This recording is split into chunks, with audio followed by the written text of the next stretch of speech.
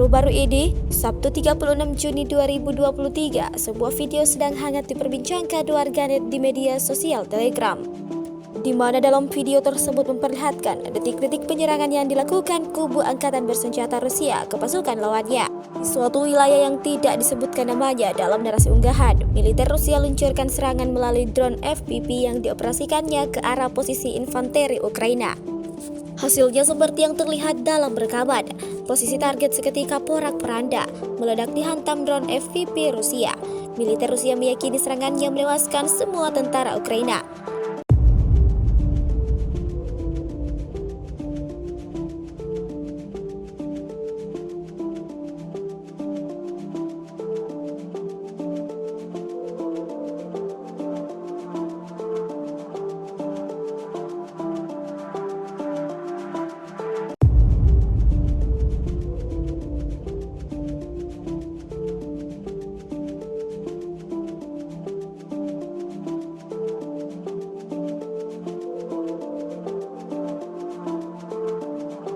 Rusia melaporkan secara total 431 pesawat Ukraina dan 235 helikopter, 4.436 kendaraan udara tak berawak, 424 sistem rudal anti pesawat dieliminir sejak awal operasi khusus.